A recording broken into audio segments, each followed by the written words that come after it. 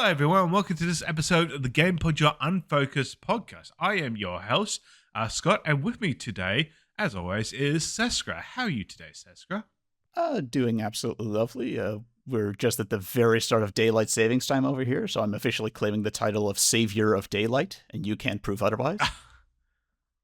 No, well, over here in the Queensland, we do not partake in the daylight savings. Which I'm given to understand varies in Australia depending on which province you're in. Yeah, because we're up on the eastern side of the country.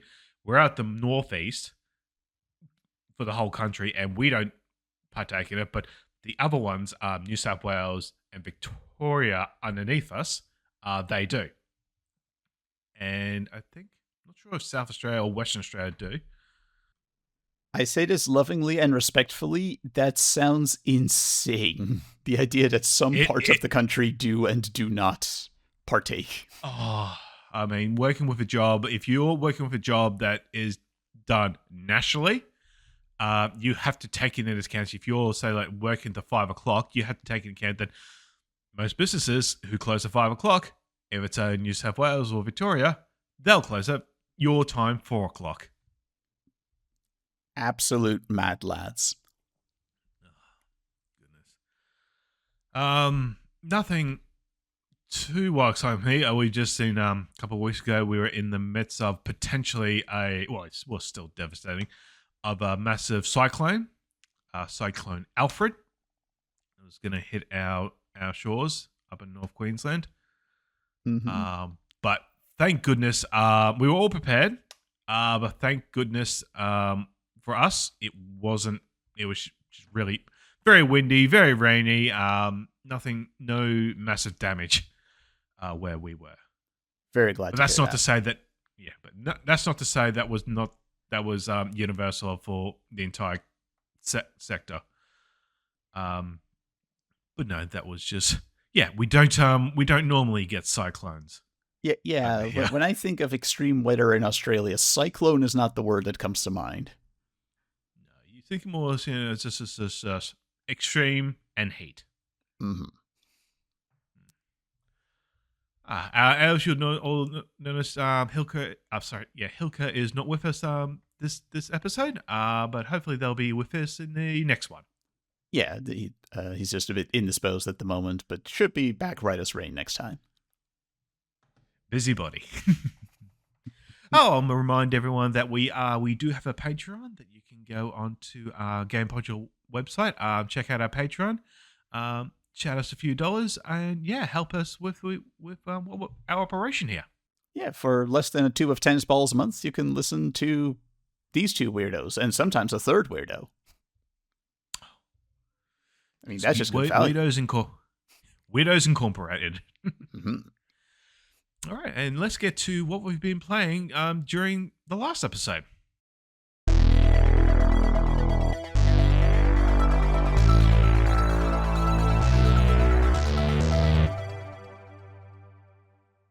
Are you still on your never-ending journey through the Kingdom Hearts series? Well. Okay, so from the last episode we recorded, I was in the midst of playing the Kingdom Hearts, the Chain GBA one. Yes, and I sang its praises. So I continue on with that. Now, I do have a confession. I was not able to complete this. I got up to the sort of the final Riku boss fight, and it just annihilated me. I just could not wrap my head around. I thought I had a pretty good deck, although I was chiseling a bit, effectively just getting all Cloud Strife cards and doing the triple one, and so decimating everything. But that didn't really work when you have someone who's able to deflect that. Yeah, then Riku just plays the Sephiroth card, and everybody just stands around really awkwardly. I still enjoyed it for what I played up to, but with the miracle of video streaming services such as YouTube, I was able to gather what was happening after that particular moment. So chalk that up one for me not able to fully complete the game, but I still enjoyed what I played. But that didn't deter me from the entire series, and so this was part of the Kingdom Hearts 1.5 plus 2.5, and going by the list from what they suggest list, it was Kingdom Hearts the first one, then Chain of Memories, and then 300, I believe 352 by 2 days. Oh no, sorry, 358 by 2 days. Yeah, it's that rare case where you have to figure out how to pronounce a math equation. Yeah. But from what I understood, it really didn't. I would say the proper way to do it is you don't play that next. You play Kingdom Hearts 2 next, then 358 by 2 days, then Birth by Sleep, then Chain of Memories. Was it? No, Recoded. So Right, yeah, I was gonna say, like, wait, are you then supposed to play the remake of Chain of Memories? But no. Yeah, you don't. Yes, you like 358 by 2 days. You don't actually play this. These were ones that and Chain, Coded. They were on the Nintendo DS. And what it is just they just released it's a movie. Yeah, it's a last time on Kingdom Hearts kind of way of catching people up. Yeah, I will say it is. I do wish the video quality was a bit better. But it works if you're deep invested into the lore, into the series. Great way to just easily get into it.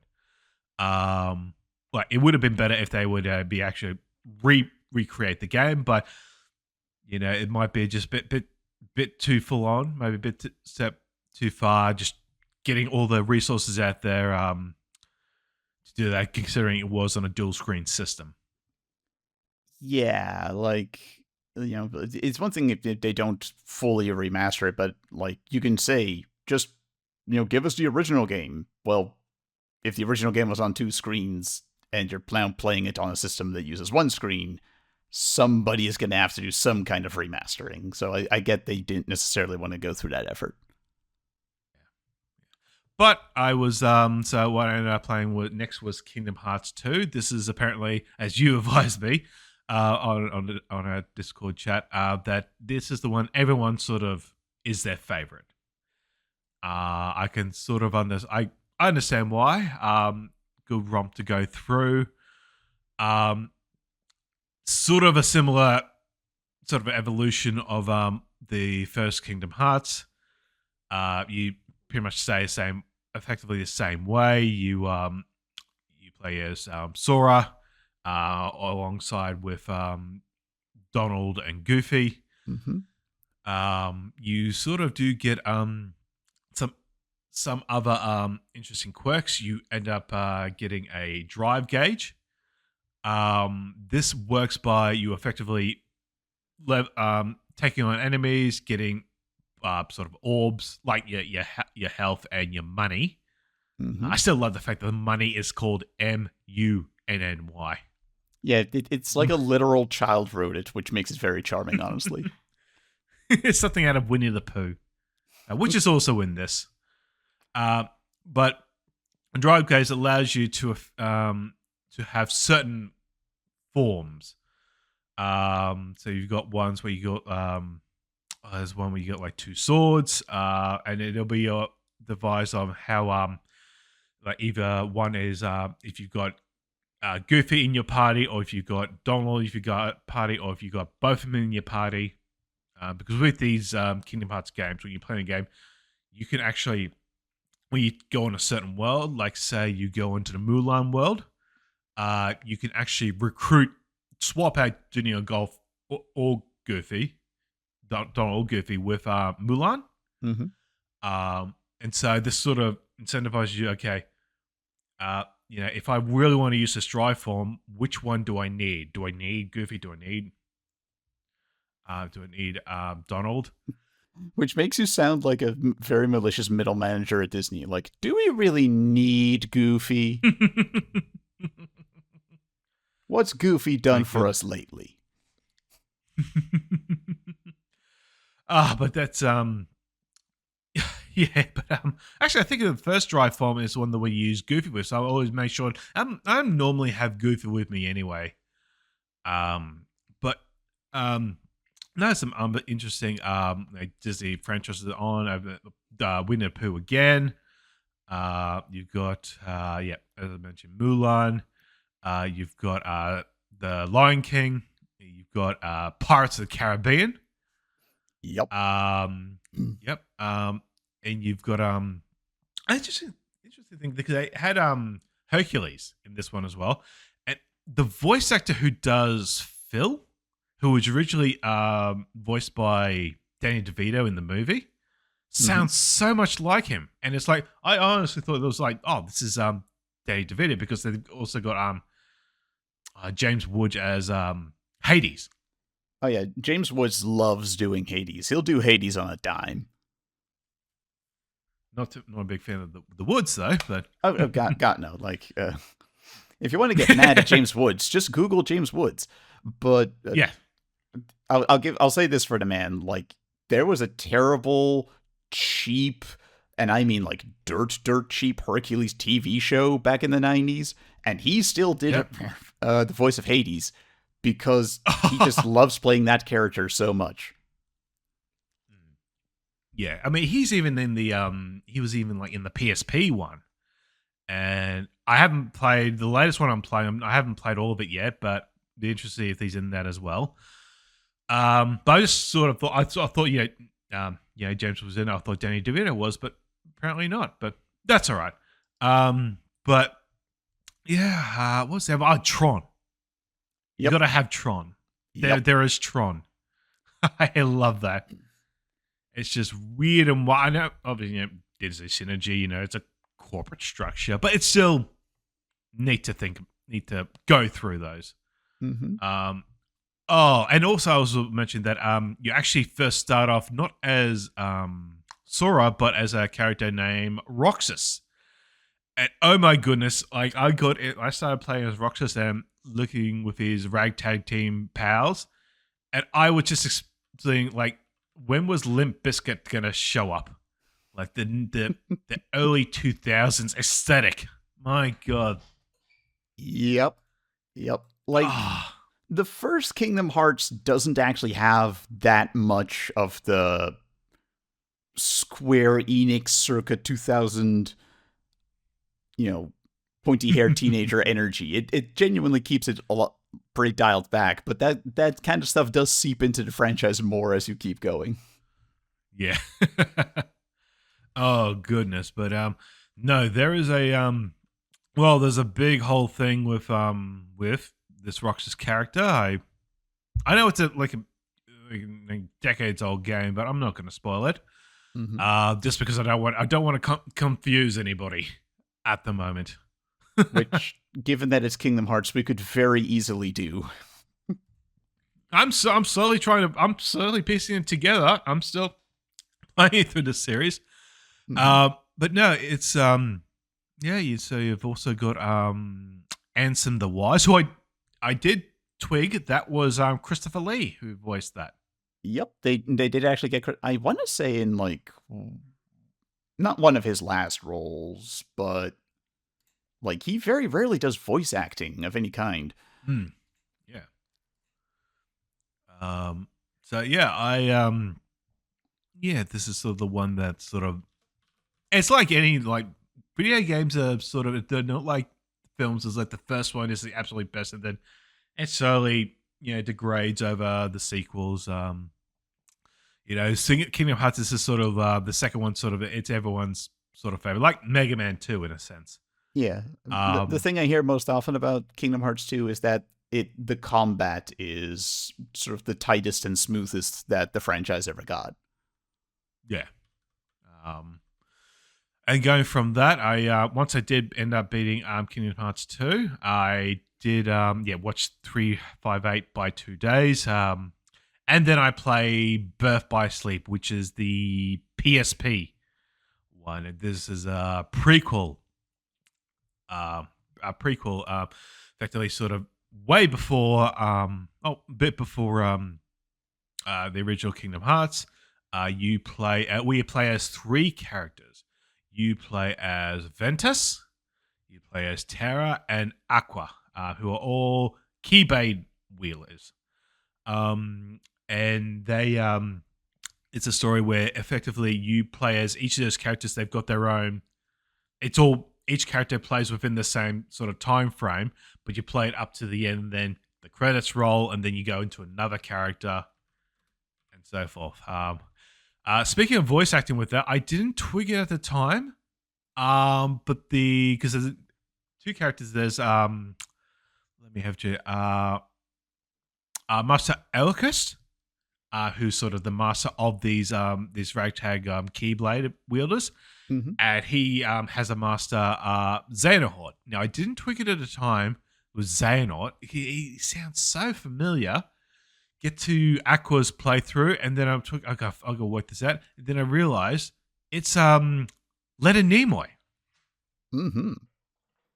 I know you probably know all this, but it's just like Leonard. I say, yeah, I get that. That's Leonard Nimoy, and then I was reading down the Master Elquist. Wait a minute, that's Mark Hamill. You telling me Luke Skywalker and Spock are in the same video game? Mm-hmm. That's pretty cool. Yeah, like I wish they had a scene together. I don't think they do, but to be a fly in the wall during those recording sessions if they were. I think in the very beginning of the game, maybe. No, I don't think they actually talk. No, I don't think they actually talk to each other. We'll go back to the replay tape. Yeah. My favorite voice acting trivia for the Kingdom Hearts franchise is for the first one, Kingdom Hearts 1, because that one has the world that has Alice in Wonderland world. Yep. It's the same actress. As in, it's Catherine Beaumont doing the voice of Alice in that world. And she did the voice of Alice in 1951 for the original movie. Wow. Goodness. Because I always thought like there's I think there's also Scrooge McDuck. Mm-hmm. I don't know if that's the original voice actor who did that, who was getting on in age. Because I know he did the DuckTales remastered, so the Capcom game. Yeah, I'm trying to remember now.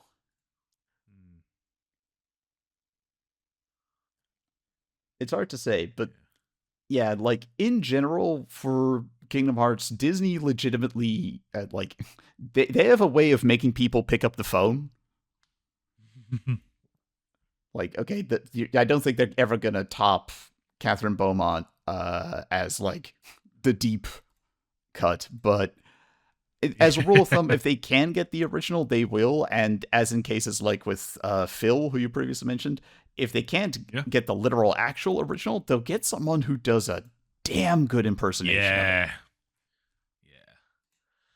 it. Anyway, go back to the gameplay because this is the first. Well, this is the one that came on the PSP, so sort of had to be a bit more streamlined. As you can't back in those days, you couldn't just expect it like a console quality game where you're sitting down playing for hours on end. It's a portable play, so it needs to be sort of off and on, pick up and play gameplay. I simplify a few things. You don't have magic anymore. You every one of your abilities has a timer on it.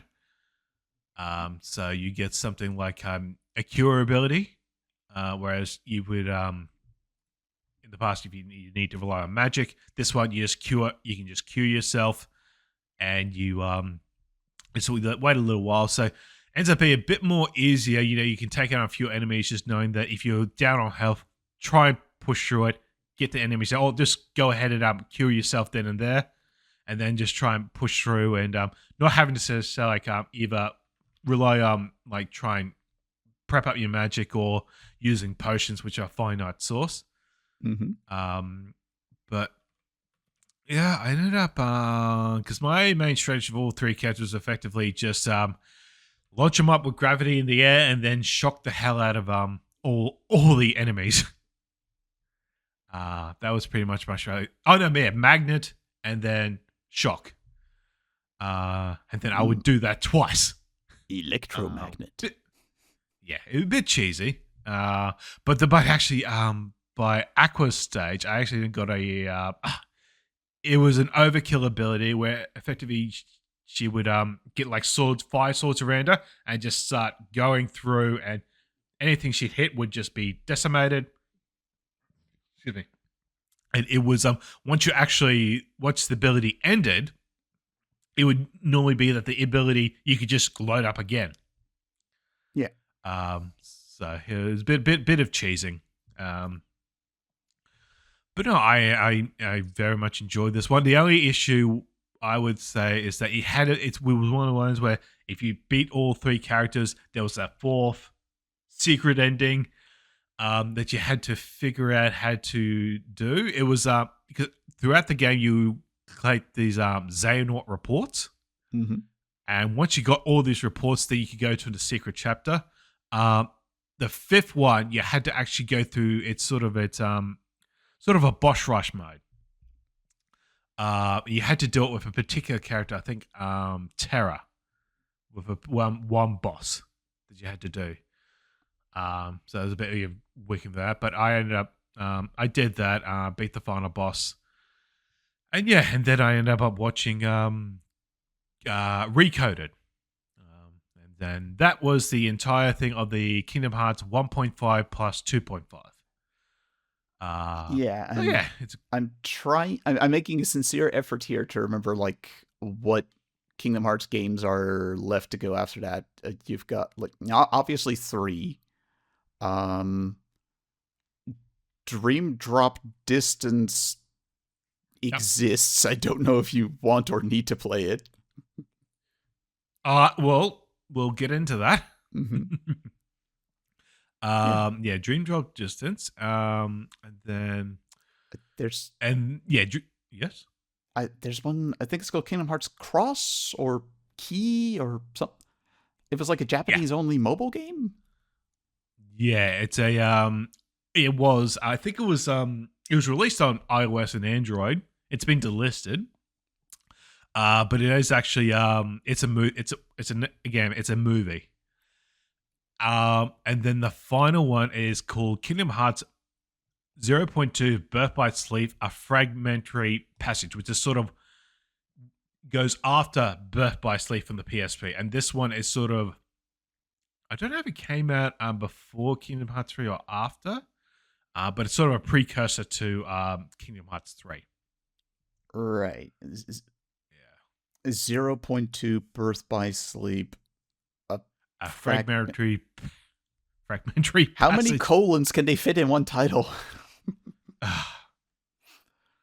The people who named the Xbox One are looking at that title and being like, I don't know if that's conveying enough information, my guy. My goodness. But yeah, that is that's my playthrough of the Kingdom Hearts for what I've completed. Now to get to do something that is actually I would say probably a bit more reasonable with their naming schemes. You've been playing some Doom Eternal.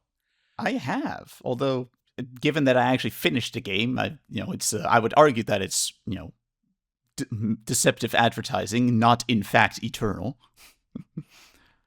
Clearly a failure on their part, but no, I've been playing Doom Eternal. I blazed my way through the 2016 Doom game leading up to it to see if I needed any context, and I would say you don't need to have played that one. Like, it helps, but it's a Doom game. Since when do we need narrative context for those? But no, I got into Doom Eternal because it was very high on the list of like games I hadn't bought yet because my old PC wasn't powerful enough. And oh yeah, having recently upgraded, it now is. I will say right here and right now, don't play with texture pool size set to Ultra Nightmare. I did, and I made it through the first half of the game without it crashing too much. Second half of the game gets so graphically intense, I had to turn it down to Nightmare. Because even on my new rig, that was just a bit too spicy. But yeah, another change I made from going from 2016 to Eternal was I played through 2016 pretty casually. I played it on Hurt Me Plenty, which is the medium difficulty essentially. For 2016, for Eternal, I decided, based on the recommendation of a friend of mine, to go through it on Ultra Violence. And that was the correct decision. Also, that friend is a bastard. Because, it is a very, very different experience. Doom Eternal on Ultra Violence is a blender with another blender stuck inside of it. And good luck to you, Charlie. It's frantic. It's engaging and energizing in a way that honestly not a lot of games do. This was a game where I found myself having to concentrate very intensely on everything that's going on, because everything that's going on will kill you if you don't respond to it accordingly. Yep. Oh, that first level. It was because I got it day one. Mm-hmm. Got on PC, and it was like I did the same thing. I'll put it on Ultra Violence. I did that with Doom 2016. The first level, you get it, like you get up to that section where there's cacodemons and Arachnotrons. Arachnotrons. Oh, just going through, dying after dying after dying. It's like, oh, this is just the first level. Yep. Like, I actually made it through like the first level or two, not without dying, but without running out of lives, because for Eternal they introduce a extra life system. Like, there's saving, there's checkpoints, but the way the extra lives work is if you have one, you just immediately respawn where you are with no progress loss, and you're able to keep going. And I didn't actually run out of lives until like level 3 or 4 or something, when it was in one of the Slayer gates, I'm pretty sure, was the first time I truly just completely wiped out. For folks who haven't played, Slayer gates are optional challenge rooms that you can find over the course of the campaign, and they are significantly harder than the actual campaign level that they're hidden in, to the point where they'll introduce monsters like early, ahead of schedule. I know you haven't found a Revenant yet in the main game. Too bad. Here's one right now. And it then does that for every monster that isn't a boss fight, and then every monster that is a boss fight. Like, literally everything except the final boss will be in the Slayer gates eventually, and it is rough. But it is also incredibly rewarding and cathartic and satisfying. Like, when you finally beat one of those Slayer gates, or just finally make it in the main campaign past the room you were really struggling with, you know that gif of Bruce Campbell in Evil Dead where he's finally done killing zombies for a sec and you just see him exhale? Like, it's that gif over and over. It's just satisfaction. And I've also noticed whenever I stopped playing, like, be it because I had to take a break or because I had a game crash and I hadn't realized yet I should turn down my settings a bit, anytime I stopped playing and the adrenaline actually wore out, I realized I was knackered. I was genuinely, like, tired and needed, like, a lie down and some electrolytes. Yeah. Because when I ended up finishing the game, I'm like, you know what? That's it. I'm done with this game. I finally beat it. I'm just going to put it away for a while. Like, I'm just going to put it away from a while. Funny enough, now it's one of those games I can just easily go back into. Yeah. And like putting it away for a while is clearly the opposite of what Bethesda wants you to do. There's a weird tension in this game and the last one between what Bethesda wants and what id Software wants. id Software wants to make a technical powerhouse, brutally engaging single player campaign, and they do. Like Bethesda lets them do that to their credit. If you want a good Doom game, they made one and you can play it. Everything else, id Software is clearly not interested in doing, to the point where things like the multiplayer mode were like outsourced to other studios for the most part. And weirdly, it seems like Bethesda wants this game to be like a live service, essentially.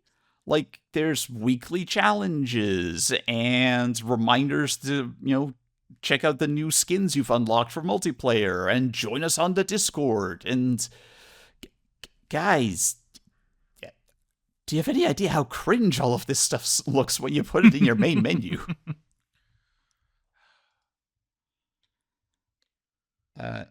I should also point out for the record, you do actually, if you're playing this on the Steam version at least, you do actually need a Bethesda.net account,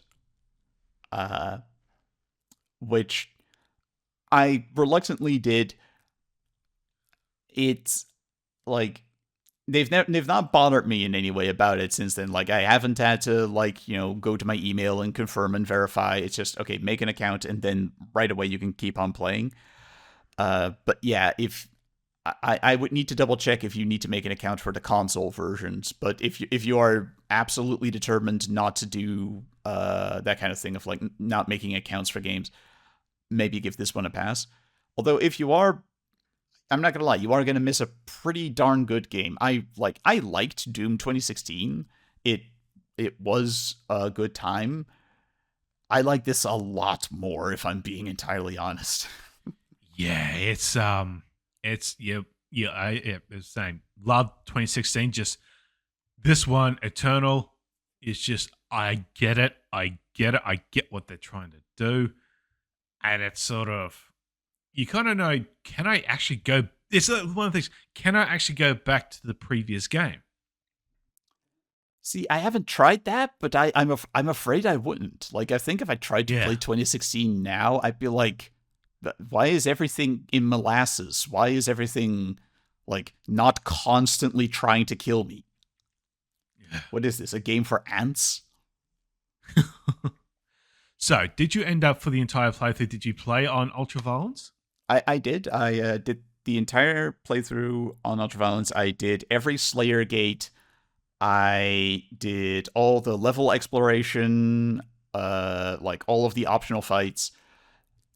I was determined throughout most of the campaign to also do all of the like level challenges, because each level will have like 3 challenges, and if you do them, you get like progress material that you can use for like your guns or your armor, etc.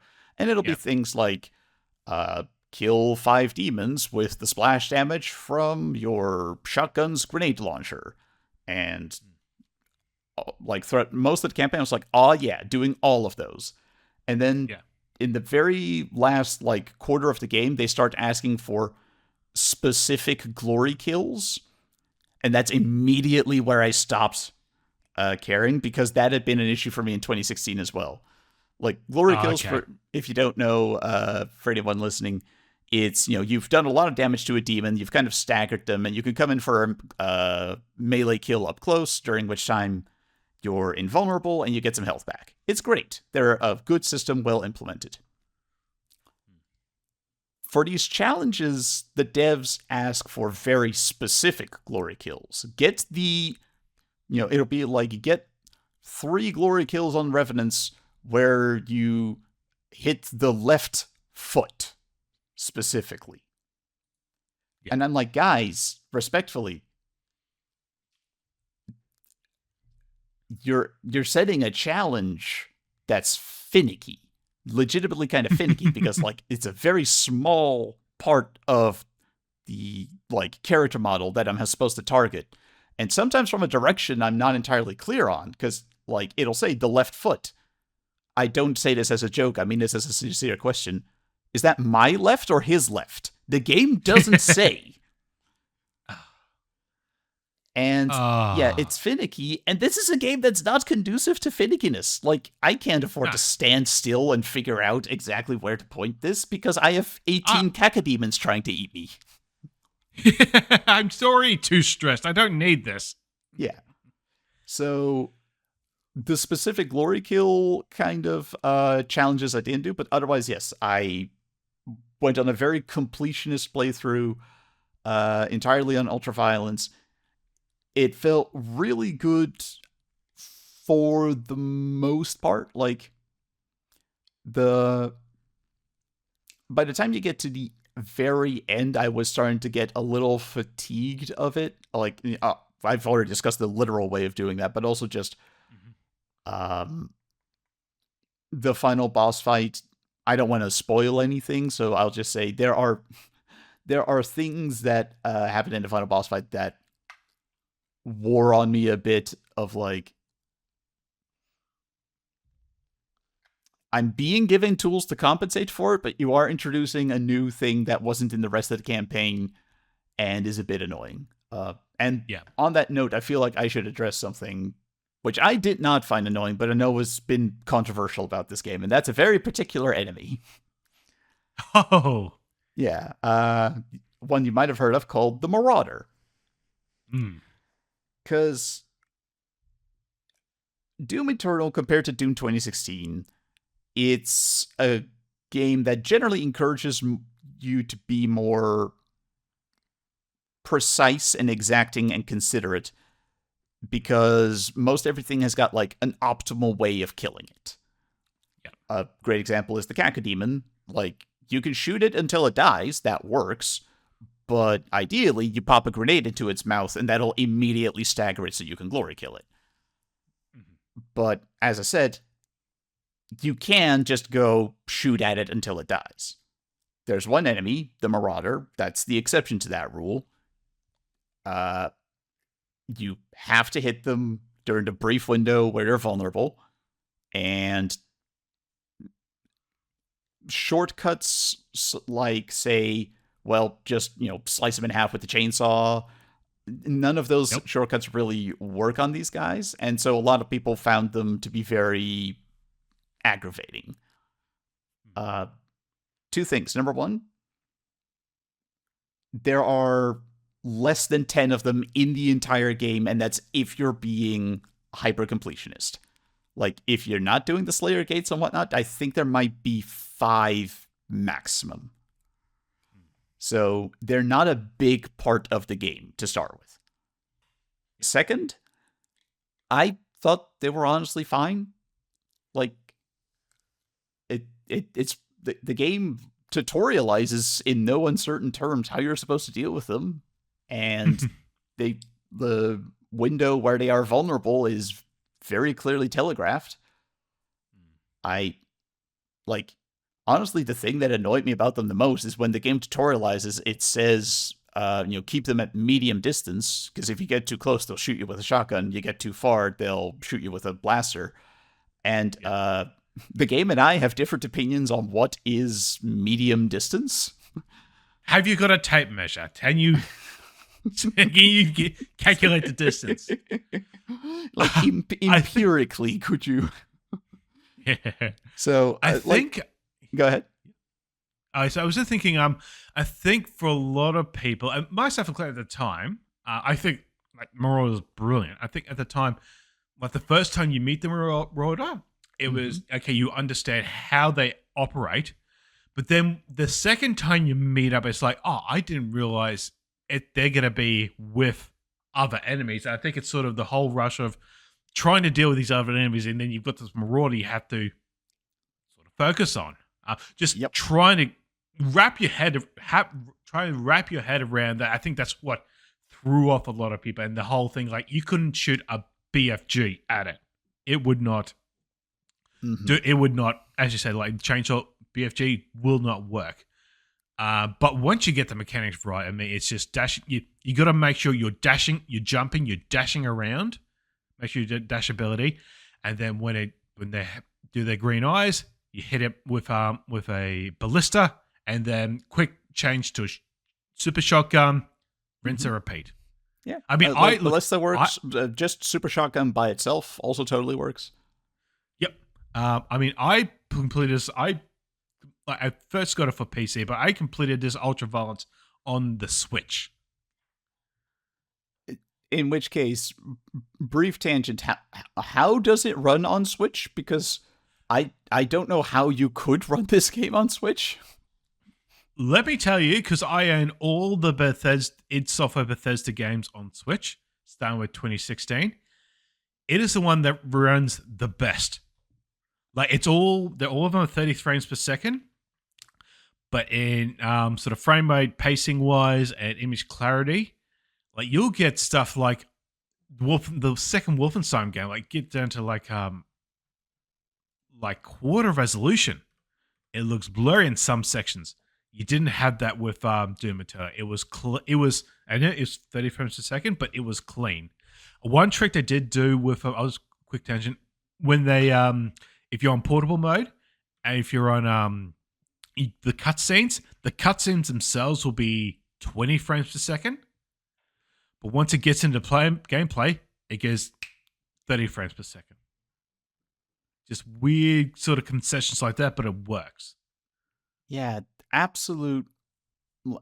Like, id has a well-earned reputation for being just absolute tech wizards, essentially. Mm-hmm. And, people have like jokingly said, can they keep that up once John Carmack left? Because John Carmack did all of the game engines, all of the graphics engines specifically, like up to and partially including Doom 2016. Yeah. This one being the first after that. How did they fare? By the sounds of it, incredibly well, actually. So well done, everybody involved. I think specifically, the main guy who took over the graphics engine was a man named Stephen Ash. I apologize if I get that wrong. The game is actually dedicated to his memory. He sadly passed away before it was finished. But yeah, like genuine. How did you even do this, Black Wizard Voodoo? Because I should mention, like, I had slight crashing issues before I turned down the texture pool slightly. It should be pointed out, even like before I had that figured out, the game never stuttered, it never hitched, it never ran slow, I never had a dip in my frame rate, despite the fact that I had all the settings cranked up to max. In fact, do you want to know the only part of this game that ever hitched on me? Do tell. It's the Bethesda splash screen. That's not a joke. Every time I boot it up. Oh, my goodness. Like, guys, it's a splash. It's an MP4. How do you get that to stutter? That's funny because I remember it was it? Someone's mentioned like Doom 64, the re-release, like the splash screens, and the movie would have been a bigger file than the actual game itself. Oh yeah, like the game in total is I think like 23 megabytes. But because there's splash screens for like Bethesda, id Software, Monolith, Night Dive, and the Kex engine, it's like the splash screens are like 40 megabytes. The splash screens are like twice as big as the game. So yeah, like the game is absolutely a technical marvel, and I want to give it some props for a sec because it's not just it runs so smooth, which it does. It also looks like the thing being portrayed is also just really, really pretty. Like, id Software had a vision for this game. And to their credit, it's a wider vision than usual for Doom. Because, like, and I say this lovingly, Doom, by this point is well established, it kind of has two aesthetics. Like, you've got tech base and hell. You can have either one individually, you can have them sequentially, you can have them simultaneously, but that's what Doom is. And for this game, they've genuinely gone pretty far out, like, afield. Uh, this is a much more believable Earth than literal Doom 2 Hell on Earth. And moreover, I feel like somebody in the art department finally got around to playing Dark Souls and saw on Orlando and was like, we should do that. Like, we go full on majestic, resplendent techno heaven in this game. And that is a great setting for a Doom game because it is a beautiful contrast against all of the gnarly hell monsters. Like, I loved the variety. I loved being able to open a door or, like, ascend to the top in a elevator and take in a sight that genuinely just made me go, Jesus, that looks cool. And, you can do that in hell and tech bases as well, but the idea of, oh, this actually looks, majestic AF, that, like, this, is a resplendent old, like, fantasy castle I'm walking into or something. That's great, and whatever they do next in the franchise, at time of recording, we are, I think, a month out from Doom to Dark Ages being released. But wherever they go after this, I want them to keep finding new and exotic places to kill demons, because honestly, it works. It's a great way of adding variety without messing with the gameplay at all. Yeah. One of my only bits of beef with the game is the writing, because, like, I think gameplay-wise, undisputably, I love this more than I do 2016, but I think I kind of preferred the writing in 2016. 2016's writing was very simple and straightforward. There's a base on Mars, and then a hell happens. And the whole thing with the story, the whole thing with the story was that the Doom Slayer didn't care. Mm-hmm. Yeah. But there's that little thing when it... Yep. Or as they say it in that game, the Doom Slayer. Which, I should not do that voice too often. Anyway. But yeah, like, Doom Guy famously did not care about the story. And to its credit, the story mostly stayed out of the way. There were, like, 3 cutscenes that were unskippable and a bit too long, but that's manageable. That's fine. And there was, like, a codex with some lore, but mostly the lore was just, it was short, it was sweet, and it was in-jokes. It's like, for any complaints, please file, executive form WADE1M4 to Janet in marketing. And I'm like, I get it. Doom Eternal has so much lore, and I'm not convinced it needs any of it. Certainly, it doesn't need the bulk of it. Like, that. One of my favorite examples is the first time that the game introduces the Spectre. The mostly but not entirely invisible pinkies. Mm-hmm. There's a bit of lore you get for the background of the Spectre. And it is English major freshman levels of pad the word count.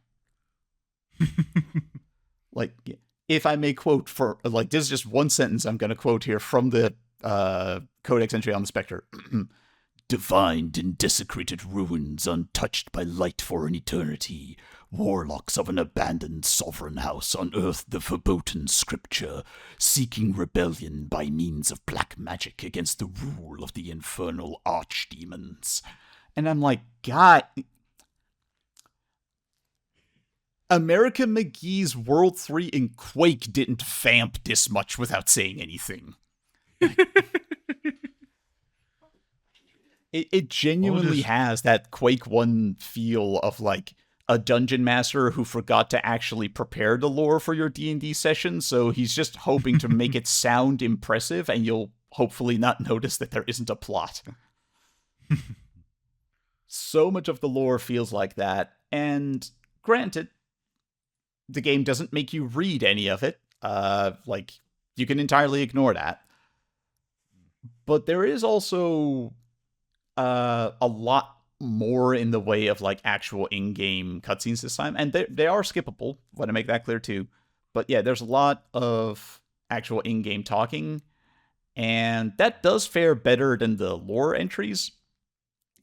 But there is a weird thing in like the back half of the game, and particularly sort of like around the 2/3 mark, where the game becomes obsessed with complimenting the player.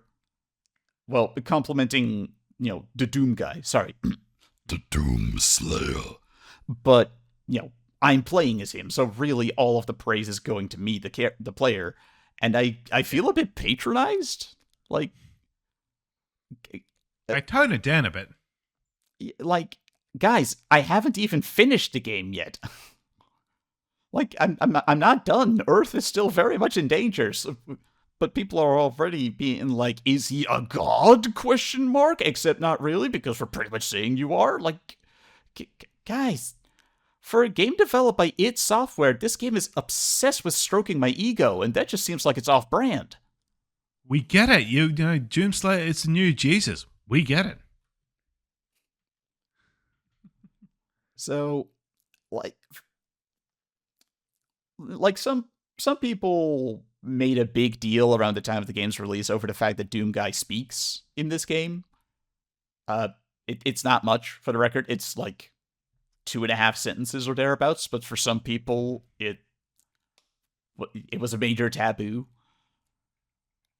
I don't mind that he speaks. I'm just sort of left wondering, why is he speaking? Because I don't think he needs to. Like, no, I think it's just a reference of the Doom comic. Yeah, it's just like the gist of it is rip and tear. Yeah, with like 1.5 sentences around that of like the demons must kill them all. Yeah.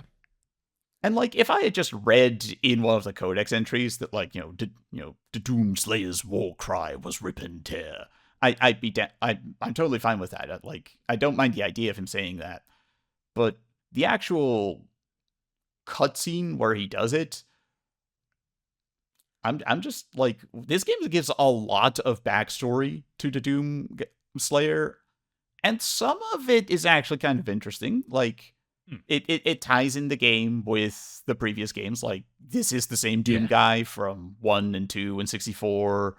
He goes insane after staying in hell. He gets found and recruited by like the Night Sentinels and all of that. Like, I'm okay with that, but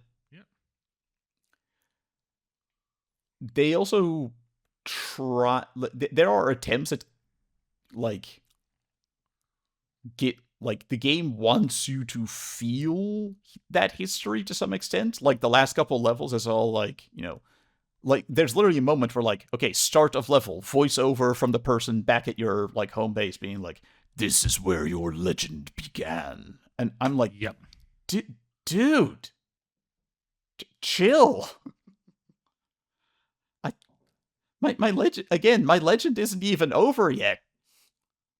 I still have like 3 levels to go.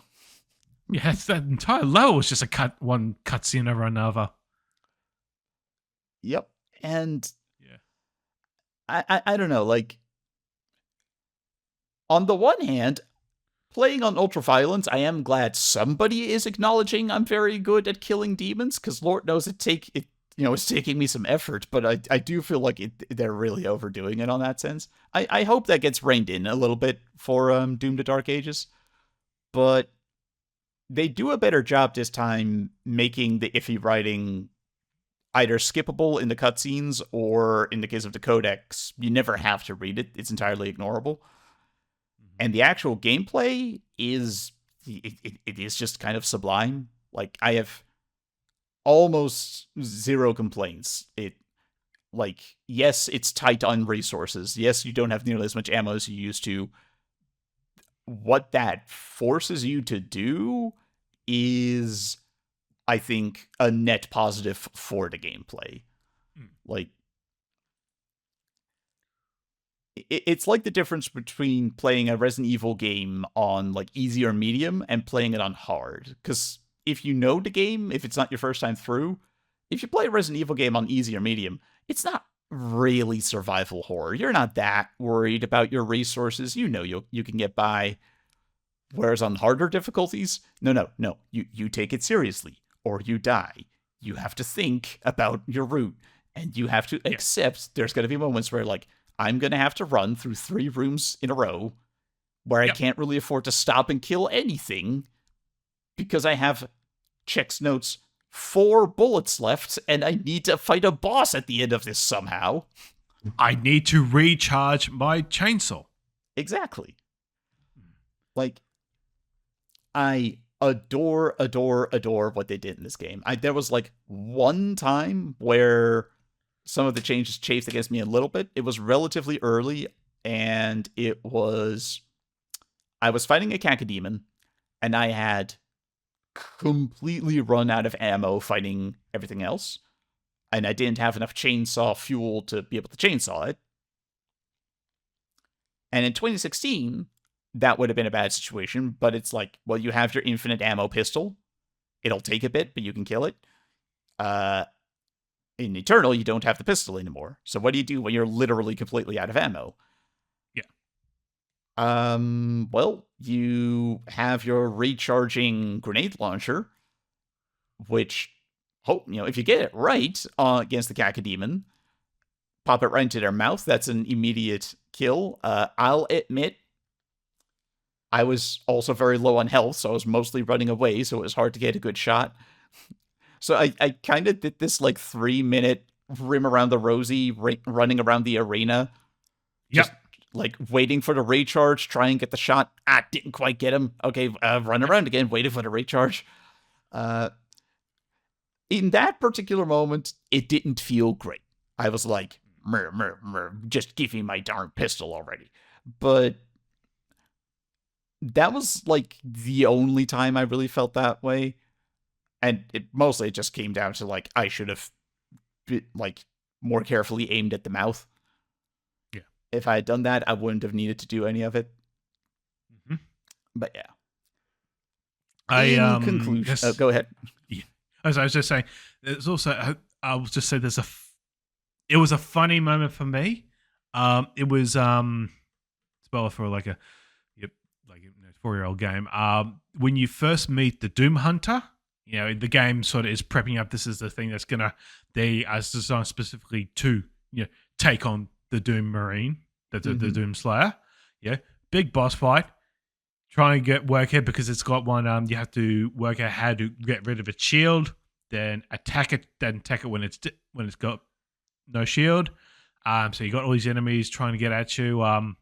You finally get to it. You go down the hole, and there's 2 of them.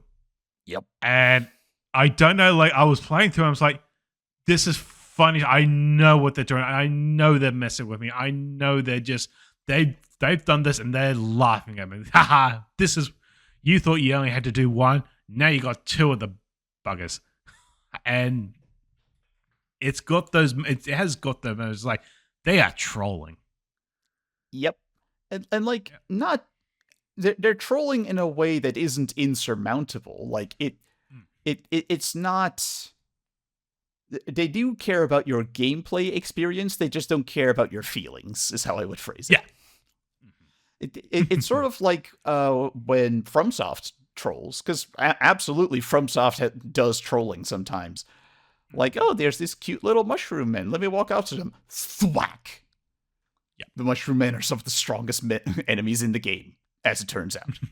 And that's a joke at the player's expense, but it is a really funny joke, to be fair. Yes. Yeah. That's a lot of how I felt about the trolling in Eternal as well. It's like, are you kidding me right now? And they are. I can't afford to laugh about it because I have to still kill these things, but yeah.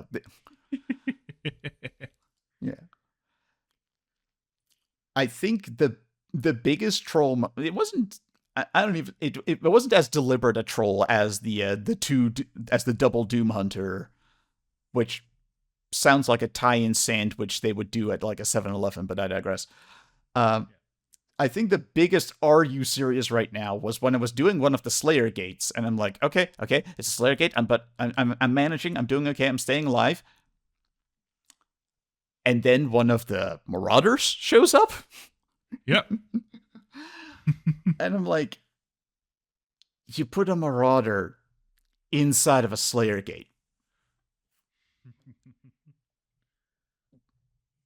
and oh, that's Why you hurt me? It's over. it's like when in a Castlevania game, there's a room that's pitch black and covered in spikes. You're just like, at this point, you are just trolling me. But yeah. So yeah, in conclusion, if what I've been saying here has been like made the game sound good, but like way too intense, I want to make it clear. There are like 2 entire difficulty settings below the one I was playing on. And even on Ultraviolence, which is what I was playing on, if you die enough times, the game will be like, hey, do you want to reload last checkpoint, but with Sentinel armor, which reduces incoming damage, etc. Like, this is not a game where you will not see credits if you aren't good enough, because it does have tools that will help you get there if you need them. Yep. I do sincerely recommend, pushing yourself to try and see how far you can get without those tools, because I think it creates a more vivid and exciting experience. But don't take that to mean that, like, oh, it is shameful to... No. Like, I don't want to be one of those, like, Elden Ring fanboys who says that you should never use a spirit summon. Like, no. If it's in the game, then it's fair game. Then, like, it's fair game. Exactly. So yeah, I'm really looking forward to Doom: The Dark Ages. That like I said, I liked 2016. I loved Eternal. Big fan. I wish I had played it sooner, if I'm being honest. I don't know if I'll be getting the Ancient Gods DLC, because that's a 2-parter and each part is like $20, and I'm like, that I don't know if I'm willing to wait. Wait until that comes on sale. Yeah. I would recommend if you do get with the first DLC pack, prepare yourself. Okay, on a scale from Die Flesh Consumed to Plutonia Experiment, how much are we escalating? My goodness. I would say just Doom Eternal plus Doom Eternal. Double Doom Eternal. That is... Double Doom Eternal. You think you got it takes you to your breaking point, and then you go even more. Like, that one I can only do on Hurt Me Plenty. Yeah. Still fun. Still absolutely fun. But I think they did dial it down a bit for the second one. Which, the smart play would probably have been to reverse that, like with like FromSoft have been very honest about, like, hey, if the Ringed City seems like disproportionately hard compared to the rest of Dark Souls 3, yeah, that's because we knew it was it was the last thing in the trilogy, so we want to go out on a bang. But 2, we are actually interested in testing what we can get away with as like a benchmark for Elden Ring. Like, we need to know when to stop. Yeah. And saying this though, with all the enemies that you've encountered, the Marauder, both of us feel, is we can go through it. What would be the most annoying enemy? Not necessarily the hardest, but something that comes up and go, you know what? I don't want to really deal with you right now. Or something just comes at you. It's like, why are you here? What would your one be? Ooh, give me a second to remember his name. And by remember, I mean try and Google him. Because it's probably not the one that most people are thinking of. Like, people probably expect me to say like, well, if it's not the Prowler, then it's like the Cyber Mancubus or the Archvile. But no, like, those are big, heavy, scary enemies to deal with, and I'm happy to deal with them. I like how they play. My least favorite enemy is the Prowler. Oh my goodness, same. Yep. Yep. For those not familiar, the Prowler, mid-level monster introduced pretty early on. They're not even as strong as a Hell Knight or anything, but they teleport. And that's not a problem in terms of me killing them. If they teleport, that just means I need to aim my gun slightly higher.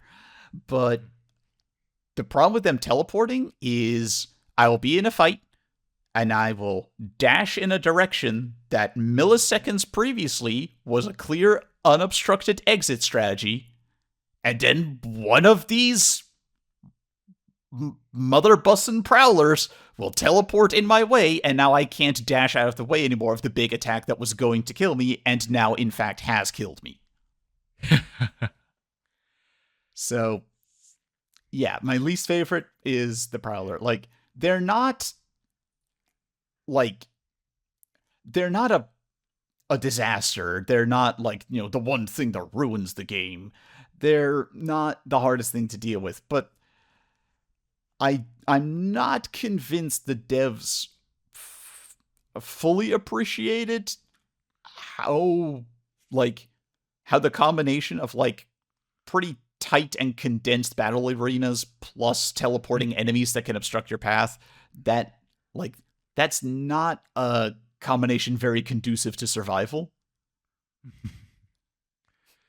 It's like how the chain gunner is in a lot of ways like the worst enemy in Doom 2. Yeah. But the game treats them like they're a mid-level threat. Yeah. The annoying thing for me with the Prowler was that because I think originally it was based off like the Nightmare Imp from Doom 64. Mm-hmm. And because it's sort of, they do look similar to an imp from a glance. And when you're going through, you're rushing through it, and then, okay, I've got a chainsaw. I got a chainsaw because I'm running out of ammo.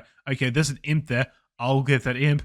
No, it's not an imp. It's a Prowler. And the problem is that it's two problems. If you only got one chainsaw like fuel, it won't work because it needs two chainsaw fuels to get out. So it's like, okay, that's throwing me off.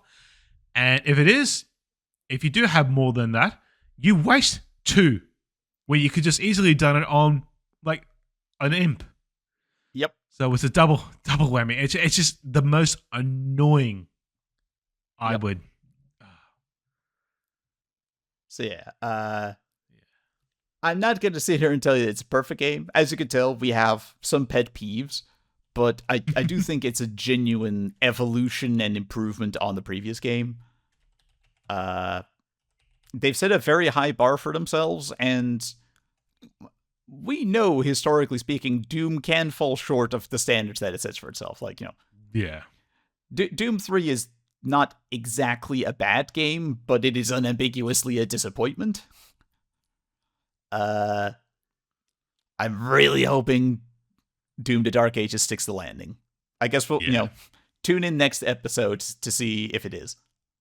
Yeah, exactly. Wow. From, going down to the depths of hell to simply just dropping in a dream from a distance, I've started now the Kingdom Hearts HD 2.8 Fighter Chapter Prologue compilation.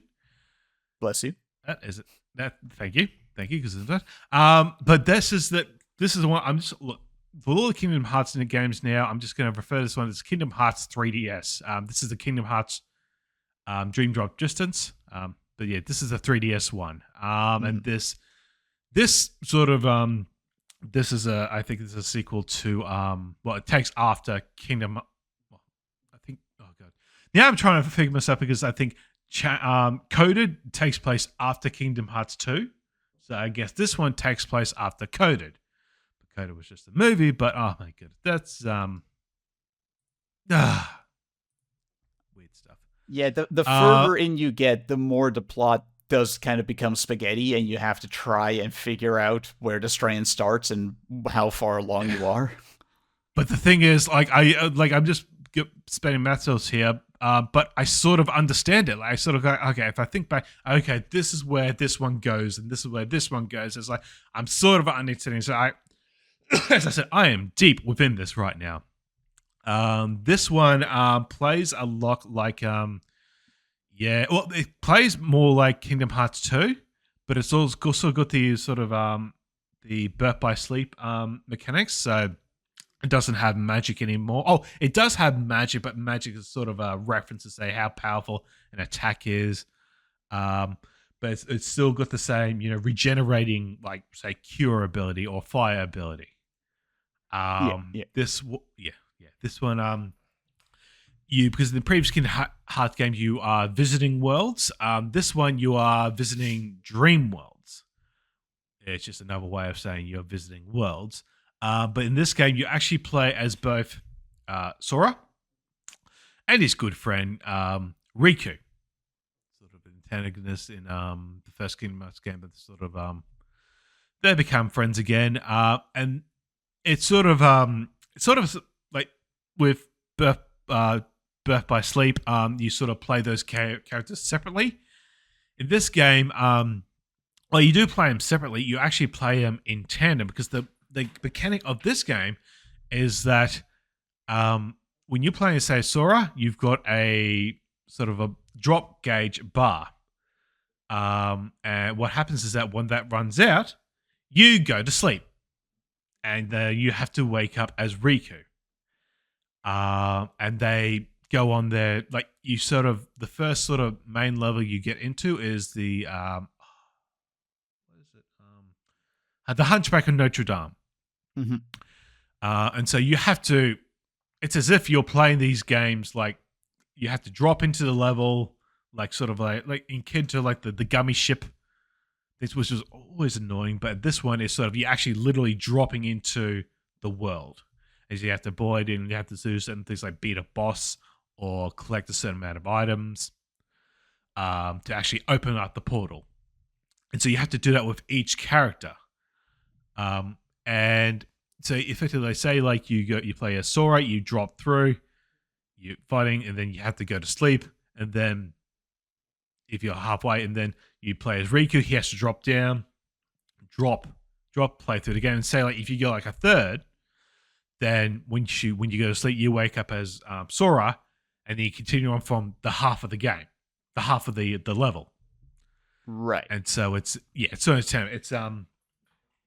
sort of an interesting mechanic. You have to make sure because normally like I like to with some of these games I like to grind a bit, but now that I've got that drop meter, it's like now I have to work. Do I go ahead and level up or just keep powering on because I'm going to go to sleep. I'm going to have a nana nap. Sorry, nana nap is I would say is an Australian saying. Just like just like an afternoon nap. Right, yeah. Australian siesta. Yes, pretty much. But it does work. And then also with this, you've actually got a sort of a creature creation system where you get certain droplets and you can create your own sort of creatures because effectively the enemies you're battling are dream creatures. So they come in like a cute pug. They come as like a snail. It is nice to fight something for once that isn't heartless. Yeah, exactly. But they sort of just very quick. I think I previously threw some shade at Dream Drop Distance, saying like I'm not sure if you want or need to play that. I'm pretty sure I got it mixed up with another Kingdom Hearts game, and I want to retract that now before we get angry comments. I was thinking of Melody of Memory. Melody of Memory. I haven't heard that one. It's a relatively recent one. It's a rhythm game. Okay. Yeah, I don't mean to derail you here, but it's just I just realized. Oh, darn it! Dream Drop Distance is not like I think it's because they both have the alliteration that I got them mixed up. But yeah, but please continue. Is that one now I'm wondering, is that one I'm gonna have to actually play to get the story? But digress.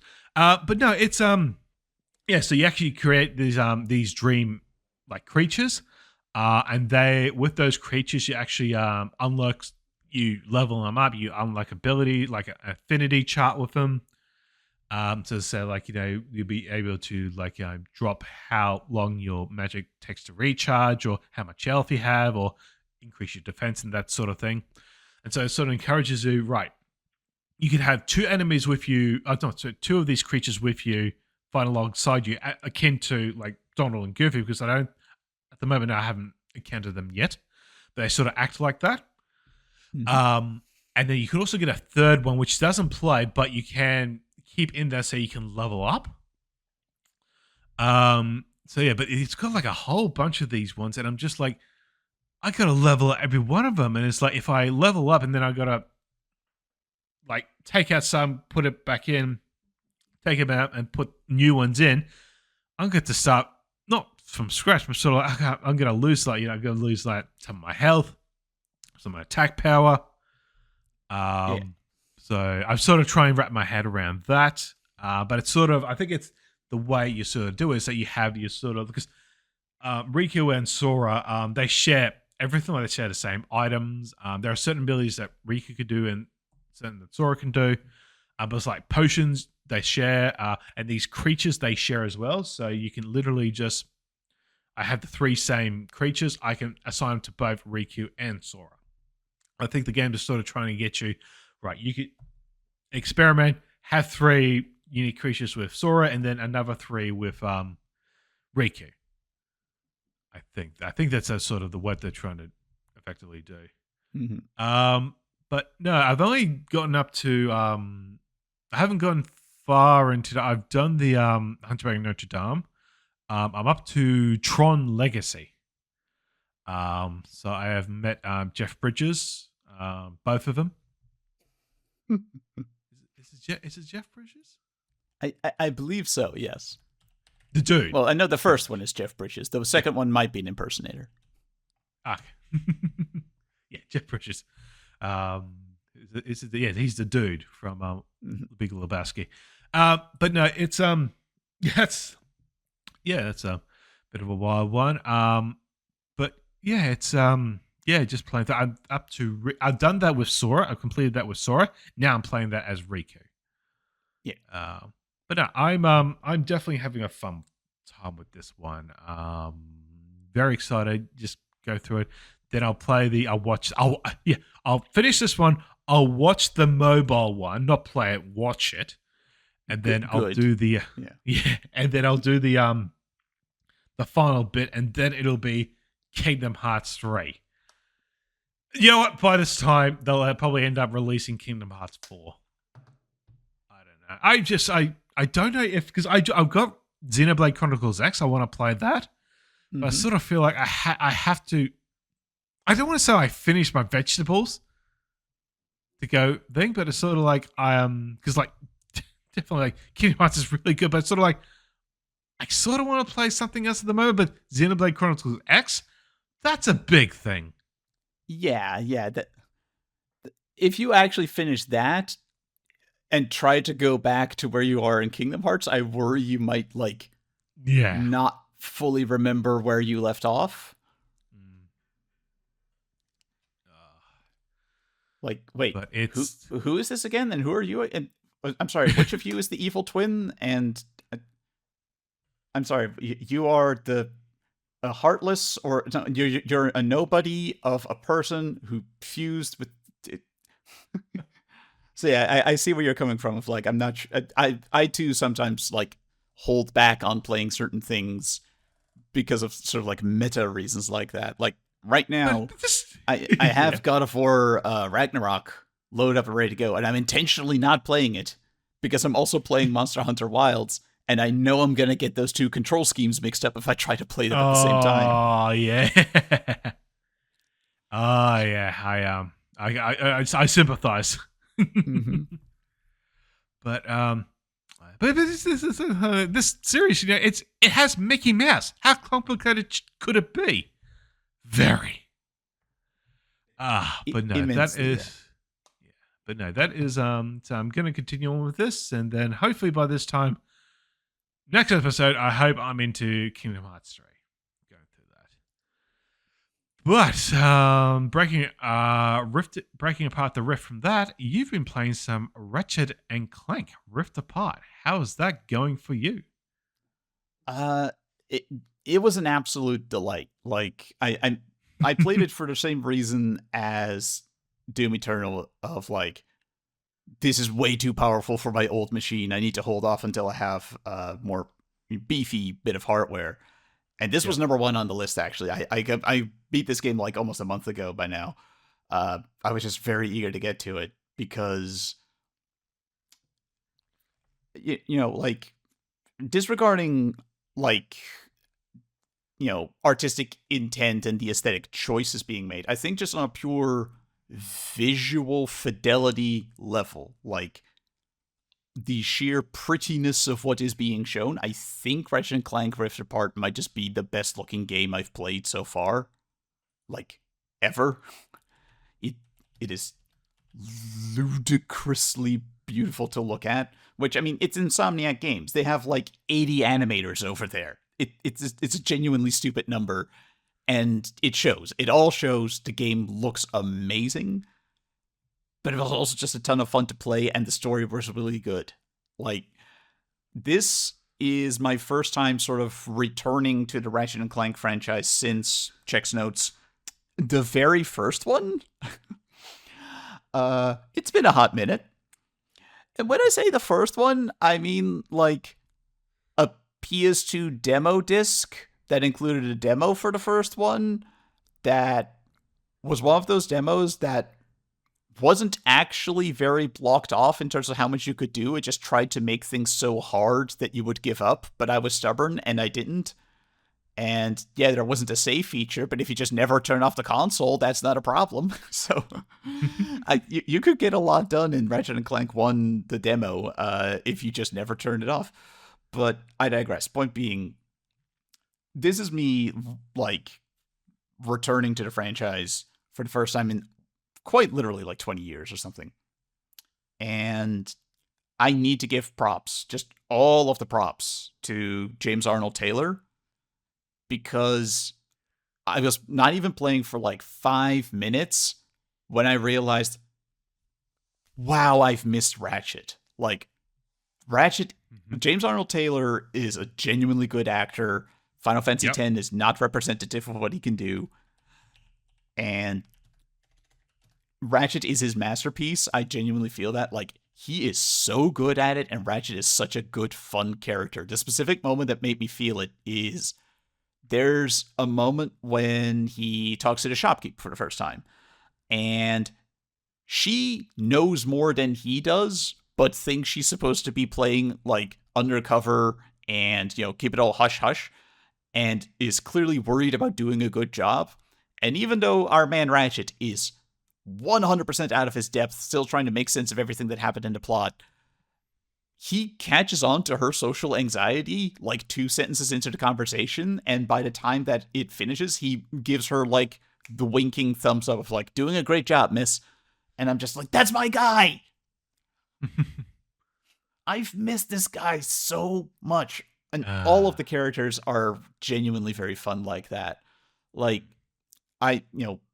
Ratchet is the one that really sticks in my mind for the nostalgia factor, but there are newcomers who are just as delightful.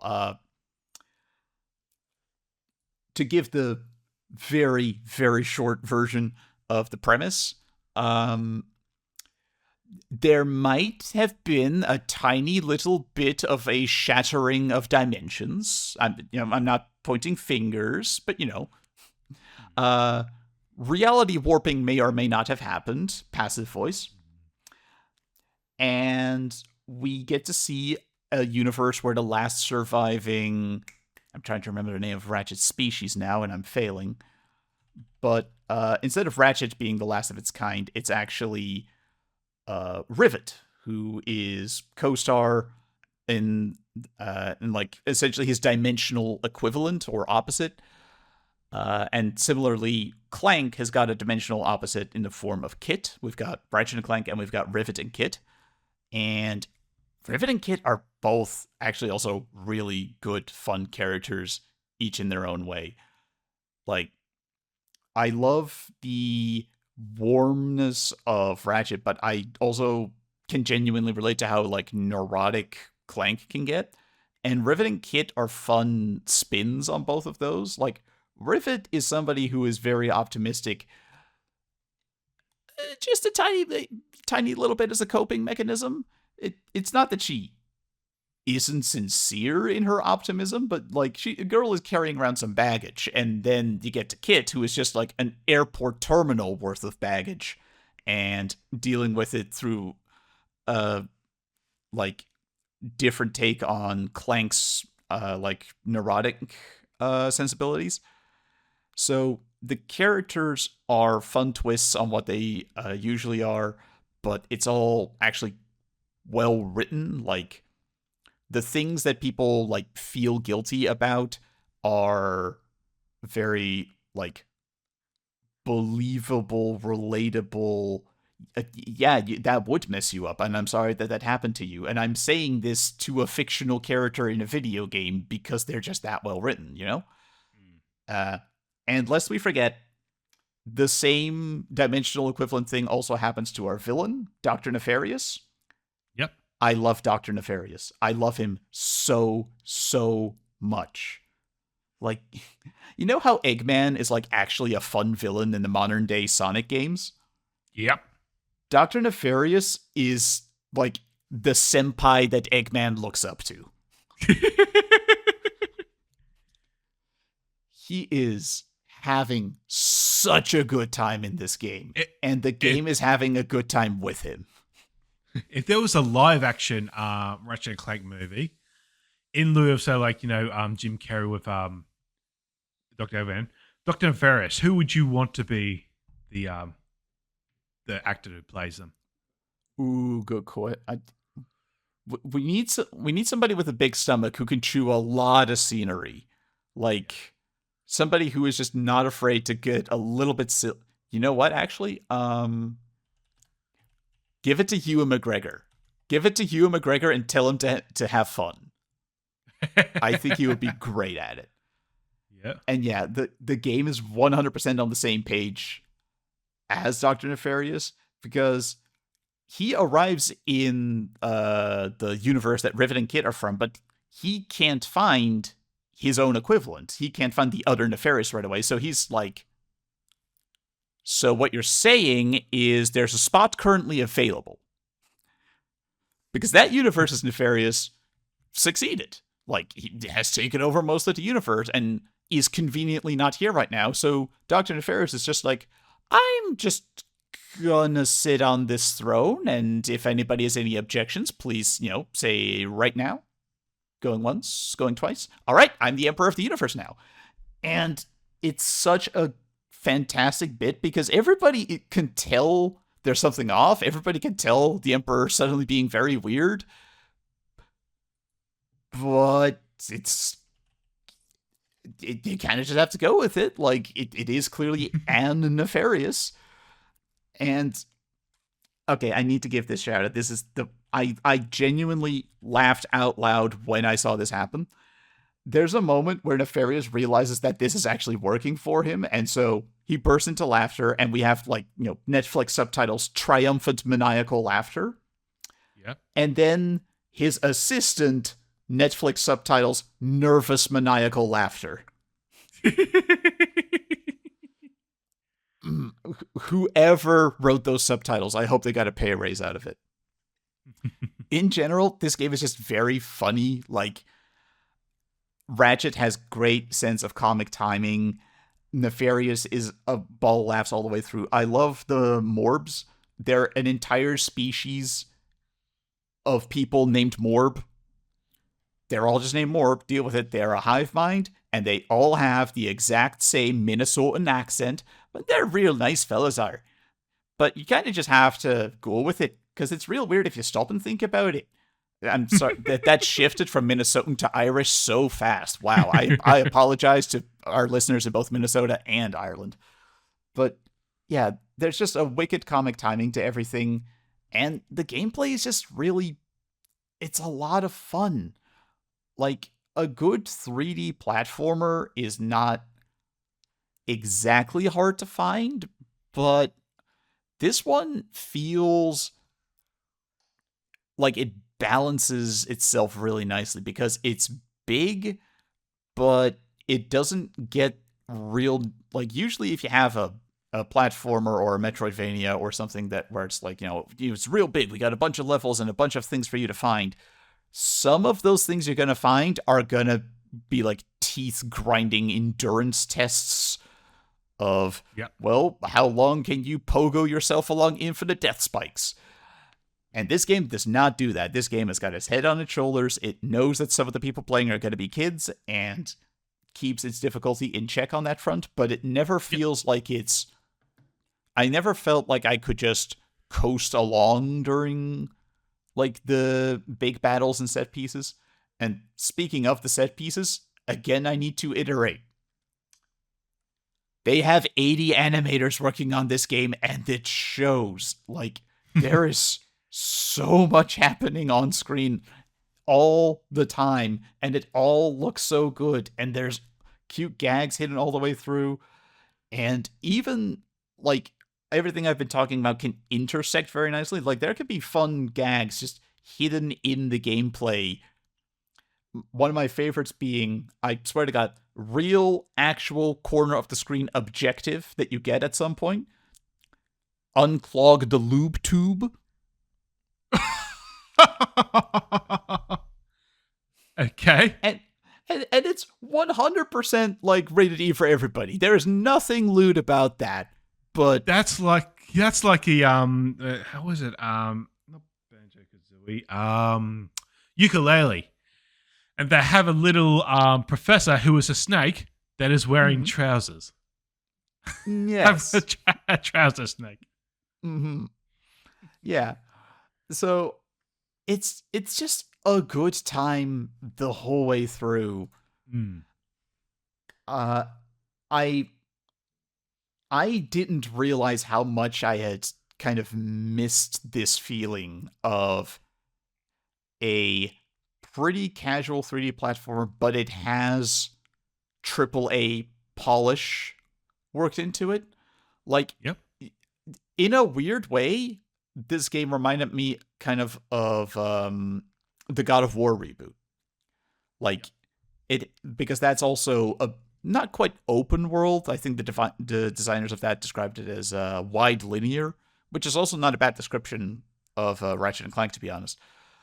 But it's got that same big feel and high production value, but the progression is a nice balance of like bit of puzzle, bit of platforming, bit of combat, rinse, repeat, insert, funny scene, insert plot scene, insert character scene where the characters are actually like genuinely affecting in their performance.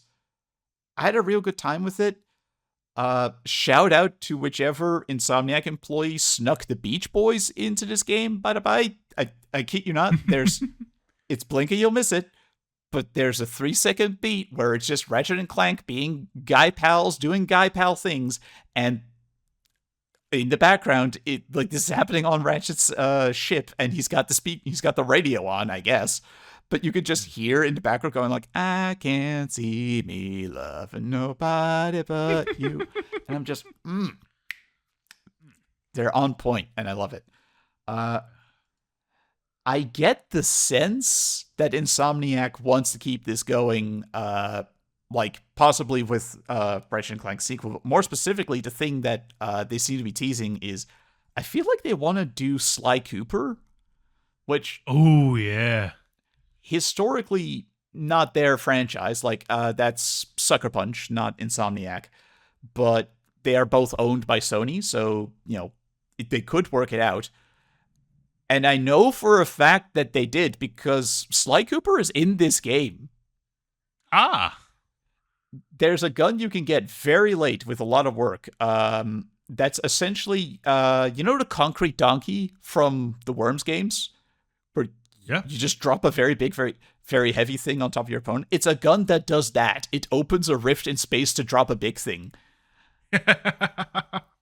And one of the things is a big, a tank-looking thing or something. It's hard to see in all the chaos, and I only spotted it once. But it's it's just Sly and his buddies crashing down on top of the enemy along a pile of junk. And then you can find like an audio log of a dude who was contracted to chart the entire multiverse. And like on his third log, he's like, I spotted a Lombax. That's the name of the species for Ratchet and Rivet. Yeah. I spotted a creature today while exploring one of the alternate dimensions. It looked kind of like a Lombax, except the tail was long and had rings. Its face looked like it was wearing a mask, and it had a long cane with a sickle on the end, and it was pulling some kind of heist. And I'm like, Insomniac, I'm behind you on this. I also want you to make a Sly Cooper game, but maybe don't tease it just so you have it locked in.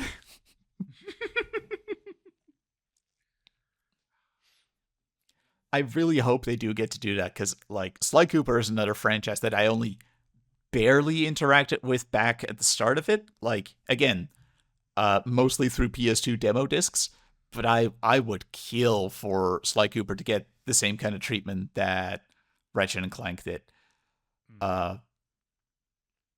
If all I've said so far wasn't enough to convince you that this game is good and you should give it a chance, I just want to point out that the villain does in fact get a Disney movie villain song.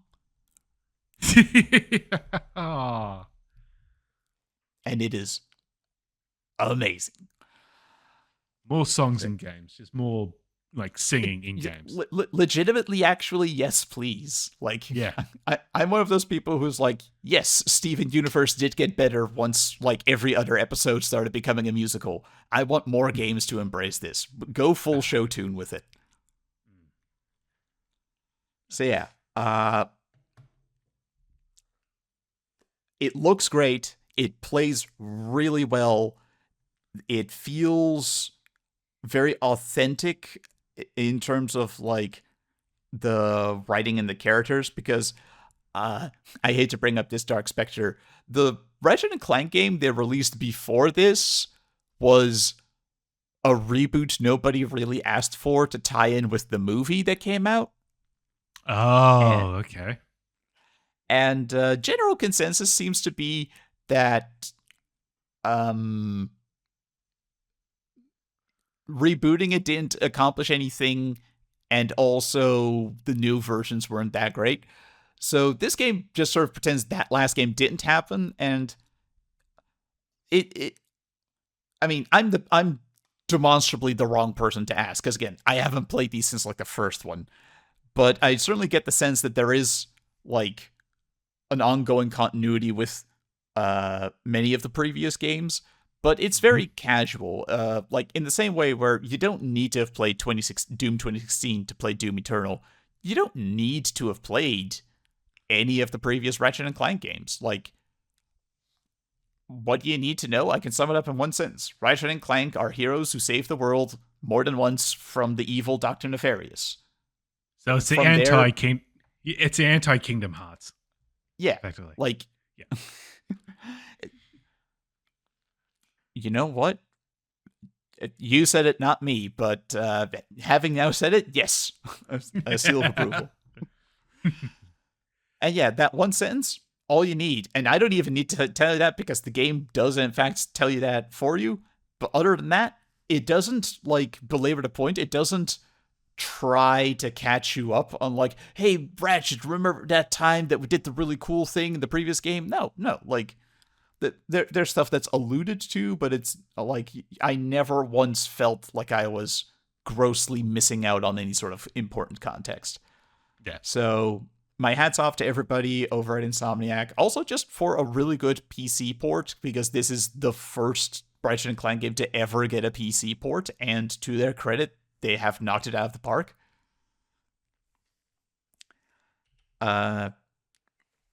Ideally, I want more Sly Cooper. Failing that, yes, I will take a sequel to this. Failing that, I'll take a Rivet and Kit like spin-off game. Like, whatever y'all feel like, world's your oyster. Apparently, this game sold really well, which is good because it deserved to. Yeah. And yeah, like whatever they do next, I'm here for it. Like, open as many rifts as you need to. All right. And on that note, that is it for this episode of the Gamepodular Unfocused podcast. I have been your host, Scott.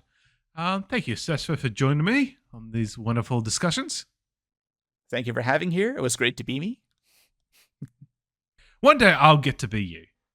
Then you can get to be me. That.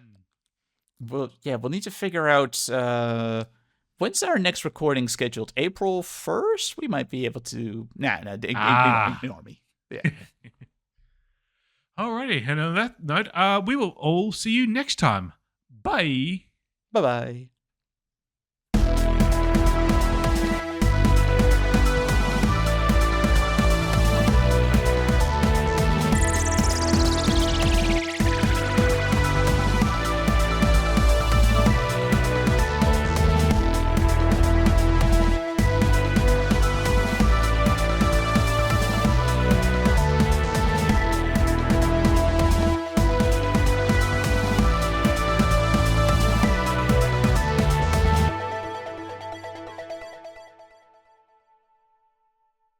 Thank you for listening to this episode of the Gamepodular Unfocused podcast.